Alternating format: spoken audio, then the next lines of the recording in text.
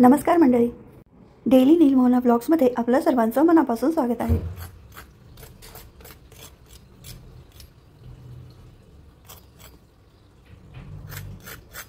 काय मग मंडळी, साऊंड ऐकला की नाही छान खस्ता कचोरीचा? तर ही कचोरी कशाची आहे ते आपण या व्हिडिओमध्ये बघणार आहोत।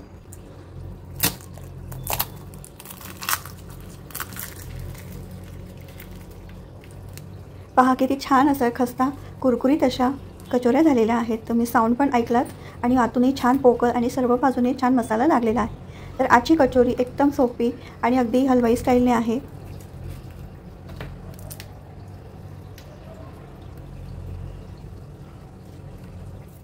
चला आपण रेसिपीला सुरुवात करूयात। इथे मोठा कप भरून मैदा घेतलेला आहे, साधारण 200 ग्रॅम आहे मैदा। त्यामध्ये चवीनुसार थोडंसं मीठ टाकायचं म्हणजे पारी छान लागते। इथे 1 टीस्पून ओवा आणि 1 टीस्पून बडीशोप थोडी हातावरती कुस्करून घ्यायची, चोळून घ्यायची, जेणेकरून त्याचा सुगंध छान येईल आणि सर्व पिठाला त्याचा सुगंध लागतो, चव लागते। तर हाताने चोळून आपण या पिठामध्ये टाकायचं आहे। तसंच इथे मोहन टाकायचं आहे। तर मोहन इथे तेल वापरते आहे, तुम्ही इथे तूपसुद्धा वापरू शकता। तर साधारण 2 टेबलस्पून तेल टाकलेले आणि आपल्याला इथे थंड तेल टाकायचं आहे, गरम तेल टाकण्याची आवश्यकता नाही आहे। आपण इथे थंड तेल वापरतोय, थंड तेल वापरल्याने कचोरी खस्ता होईल। तर इथे आता बडीशोप ओवा मी हातावरती असं चोळून टाकणार आहे, जेणेकरून त्याचा सुगंध छान येईल आणि कचोरी पचायलाही हलकी होईल। 1 टीस्पून जिरंसुद्धा टाकलेलं आहे। आता आपण हे सर्व तेल, मोहन वगैरे सर्व जिन्नस आहेत ना, छान असं चोळून घ्यायचं, म्हणजे जेणेकरून तेल सर्व पिठाला व्यवस्थित लागेल। आणि नंतर आपण रेग्युलर जे पाणी वापरतो ते आपण पाण्याने थोडं थोडं पाणी टाकून एक मऊसूर असा गोळा मळून घ्यायचा आहे, कणिक मळून घ्यायची। तुम्ही इथे मैद्याच्या ऐवजी गव्हाचं पीठ किंवा मिक्स पीठसुद्धा वापरू शकतात, अर्धा मैदा आणि अर्धं गव्हाचं पीठ। आपण आता हलक्या हाताने छान असं मळून घ्यायचं आहे, सॉफ्ट असा गोळा मळून घ्यायचा आहे।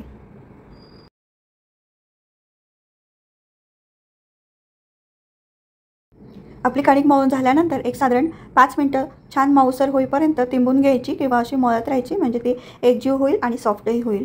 आणि एक साधारण 10 ते 15 मिनिटांसाठी झाकून ठेवायची। तोपर्यंत आपण जो कचोरीमध्ये भरण्यासाठी मसाला किंवा आपण एक पदार्थ वापरणार आहोत त्या पदार्थाची आपण तयारी करून घेऊयात। मंडळी, पाहिलं का हा पदार्थ काय आहे? तुम्हाला ओळखता येतोय का? अगदी बरोबर, या शेंगा आहेत तुरीच्या शेंगा। तर जसजशी थंडी पडायला लागते तसतसे या तुरीच्या शेंगा येतात, बाजारामध्ये येतात। तर या तुरीच्या शेंगा खूप छान चविष्ट असतात आणि या ओल्या तुरीच्या शेंगा याच्यातले जे दाणे आहेत त्याचा आपण वेगवेगळ्या पदार्थांमध्ये वापर करतो। तर इथे आपण या तुरीच्या दाण्यांचे आपण आज कचोरीमध्ये मसाला बनवून भरणार आहोत, स्टफिंग करणार आहोत। तर अगदी काहीतरी युनिक, काहीतरी वेगळा असा हा पदार्थ आहे की तुम्ही तो नक्की ट्राय करून बघा। तर या शेंगा सोलून घ्यायच्या, आतमध्ये जर किडे वगैरे असतील तर ते पाहून दाणे नीट काढून घ्यायचे आहेत। आणि छान टपोऱ्या शेंगा मिळालेल्या आहेत, म्हणजे त्यातले दाणे खूप छान टपोरे आणि कवळे मिळालेले आहेत। मी आता शेंगा सोलून घेते, तोपर्यंत तुम्ही काय करा, चॅनलवरती जर नवीन असणार तर सबस्क्राईबचं बटन प्रेस करा आणि त्यासोबत असलेली घंटीसुद्धा प्रेस करा, म्हणजे तुम्हाला याच्या पुढचा जो व्हिडिओ असेल त्याचं सर्वात आधी नोटिफिकेशन तुम्हाला आधी मिळणार आहे। आणि लाईकसुद्धा करा, हा जर तुम्हाला व्हिडिओ आवडला, अगदी मनापासून आवडला तर लाईक करा, शेअर करा आणि तुमच्या मित्रमंडळींमध्ये सुद्धा या व्हिडिओची लिंक शेअर करू शकतात। मंडळी, आता या शेंगा मी सोलून घेतलेल्या आहेत, त्याच्यातले दाणे काढून घेतले आहेत। आता या दाण्यांमध्ये मी थोडा चवीनुसार कढीपत्ता वापरायचा आहे। 1 इंच अद्रक त्याचे तुकडे करून घ्यायचे आहे, जेणेकरून आपण हे मिक्सरमध्ये फिरवताना व्यवस्थित दळला जाईल, वाटल्या जाईल। यामध्ये 4 ते 5 लसूणच्या पाकळ्या टाकायच्या आहेत। हे सर्व तुरीचे दाणे मिक्सरच्या भांड्यात ट्रान्सफर करायचे, त्यामध्ये अद्रक लसूण टाकायचा। तसंच यामध्ये आपण 1 चमचा जिरं टाकू शकतो, पण आपण फोडणी याला करणार आहोत त्यामध्ये सुद्धा यूज करू शकतो। हे वाटण थोडं जाडसरच राहू द्यायचं आहे। आता आपण फोडणी देऊयात। इथे कढई गरम केली, त्याच्यामध्ये 1 टेबलस्पून तेल टाकले, तर पाव चमचा जिरं मोहरी टाकायची आणि पाव टीस्पून आपण हिंग टाकायचं आहे, पाव टीस्पून हळद टाकायची आहे। इथे हिरव्या मिरच्या वापरले, हिरव्या मिरच्या न वापरता तुम्ही लाल तिखटाचाही वापर करू शकता। फोडणी तयार आहे, त्यामध्ये आपण आता जे वाटण तयार केलेलं आहे तुरीच्या दाण्याचं ते टाकायचं आणि छान परतवून घ्यायचं। त्याचा कच्चेपणा जाईपर्यंत छान परतवून घ्यायचं आहे। वरून थोडीशी कोथिंबीर टाकायची आणि चाट मसाला टाकायचा, मिरी पूड टाकायची, धणे पावडर टाकायचे आणि तुमच्याकडे आमचूर पावडर असेल तर आमचूर पावडर नक्की टाका, किंवा मग हे मिश्रण तयार झाल्यानंतर, थंड झाल्यानंतर त्यामध्ये तुम्ही वरून लिंबू पिळून घेऊ शकतात।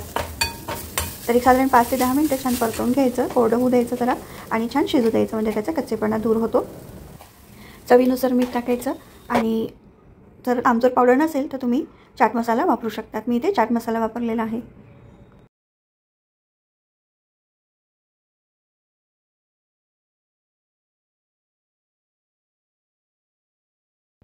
कचोरीमधला मसाला तयार झालेला आहे, स्टफिंग तयार आहे. वरून थोडीशी कोथिंबीर टाकायची. पुन्हा एकदा मिश्रण सर्व एकजीव करून घ्यायचं आणि एका डिशमध्ये काढून थंड करायला ठेवायचं आहे. मिश्रण थंड झाल्यानंतर आपण जितकं आपण कणिक घेतलेलं होतं त्याचे एकसारखे गोळे करायचे आणि ते जेवढे गोळे होतील त्या हिशोबाने या मिश्रणाचे सुद्धा छोटे छोटे गोळे भरायचे आहेत आपल्याला. मी इथे आमचूर पावडर नव्हती माझ्याकडे, म्हणून मी इथे चाट मसाला वापरते आणि तो मिक्स करून घेईल आणि थोडासा लिंबूसुद्धा पिळून घेणार आहे.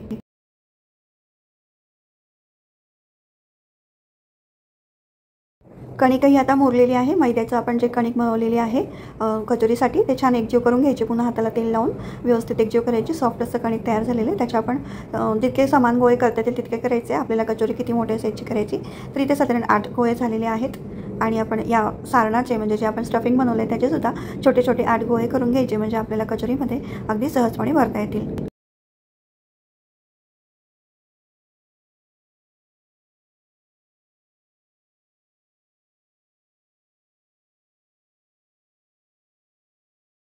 अशा पद्धतीने आपण कणकेचे गोळे बनवलेत आणि यातल्या स्टफिंगचे सुद्धा गोळे बनवून ठेवलेत. आता आपण हे हातावरती सुद्धा असं जसं आपण मोदकाला पारी बनवतो तशी पारी किंवा पुरणपोळीला जशी हातावर पारी बनवतो मध्यभागी थोडं जाडसर आणि आजूबाजूला थोडंसं बारीक असं हाताने पारी बनवून घ्यायची आणि हा जो मसाल्याचा आपण गोळा बनवलेला आहे तो मध्ये स्टफ करायचा आणि कचोरी छान त्याचं तोंड बंद करायचं आणि व्यवस्थित आपण भरून घ्यायचे आहेत. आणि एकसारखं सगळा मसाला सर्व बाजूने पसरला जाईल या हिशोबाने असं मध्यभागी हाताने असं प्रेस करायचं, म्हणजे सर्व मसाला सगळं व्यवस्थित पसरला जातो एकसारखा. तुम्हाला हातावरती पारी बनवून जर मसाला भरता नाही आला तर तुम्ही अगदी पोळपाटावरती लाटूनसुद्धा पारी भरून घेऊ शकतात आणि कचोरी त्यामध्ये मसाला स्टफ करून कचोरीचा आकार देऊ शकतात. हे सारण भरल्यानंतर अगदी त्याचं कचोरीचं तोंड व्यवस्थित बंद करायचं, जेणेकरून ते तेलामध्ये उमलणार नाही. आणि जी आपण बंद केलेली बाजू आहे ती कढईमध्ये तेलामध्ये सोडताना खालच्या बाजूने सोडायची, म्हणजे ते उमलून येणार नाही आणि व्यवस्थित तळल्याही जातात आणि कचोऱ्या छान फुगतातही. इथे मी हातावरही बनवून दाखवलेली आहे कचोरी आणि इथे लाटूनही बनवून दाखवते आहे. तुम्हाला जसं सोयीस्कर पडेल त्या हिशोबाने तुम्ही इथे कचोरी भरून घेऊ शकतात. सर्व कचोऱ्या आता व्यवस्थित भरून झालेल्या आहेत, स्टफ करून झालेत. आपण एका साईडला तेल गरम करायला ठेवले. तर सर्वात महत्त्वाचं, आपण कचोरी जेव्हा तळायला घेतो तेव्हा तेल एकदम कडकडीत तापलेलं नसावं, थंड आणि अगदीच कोमट व्हायला लागतं त्यावेळेला आपण कचोरी त्यामध्ये सोडायची. त्यामुळे कचोरी छान अशी खस्ता होते आणि हळूहळू त्याची तळण्याची प्रोसेस होते. त्यामुळे ती छान खस्ता होऊन फुलत जाते आणि आपल्याला जशी हलवाईच्या म्हणजे दुकानामध्ये हलवाईच्या शॉपमध्ये जसं आपल्याला कचोरी मिळते ना छान अशी गोल्डन क्रिस्पी, तशी छान त्याचं टेक्स्चर होतं. तर बघा अगदी तेल अगदी कमी तापलेलं आहे आणि नुकतेच त्याला आता बुडबुडे यायला लागलेले आहेत. तर अशा पद्धतीने आपल्याला तेल तापलेलं पाहिजे, म्हणजे अगदी कडकडीत नाही, अगदीच कोमट असं. आपण जेव्हा सेकंड घाणा जेव्हा तळतो तेव्हा सुद्धा पूर्ण गॅस बंद करून द्यायचा, तेल थंड होऊ द्यायचं आणि मग परत थोडा गॅस चालू करून मग आपण इथे कचोऱ्या तळायला घ्यायच्या आहेत. तुम्ही त्याच गरम तेलामध्ये पुन्हा कचोरी सोडली तर ती थोडी वेगळे त्याचं टेक्स्चर दिसतं. मी अनुभव घेतला त्यावरून मी तुम्हाला सांगते. तर बघा हळूहळू आता आपण कचोरी जेव्हा तेलात सोडली ते जसं जसं तेल गरम होत गेलं आणि ते तळण्याची प्रोसेस सुरू झाली तसं त्या कचोऱ्या अशा फुलत आहेत. तुम्ही इथे व्हिडिओमध्ये पाहू शकतात. तुम्ही कचोरींचा कलर बघू शकतात, छान गोल्डन क्रिस्पी असे आहेत, तयार झालेले आहेत. आता 1-2 मिनटं होऊ द्यायच्या, त्या खालची बाजूसुद्धा व्यवस्थित क्रिस्पी होऊ द्यायची आणि मग निथरायला ठेवायच्या. अशा पद्धतीने आपण छान अशा कचोऱ्या बनवलेल्या आहेत.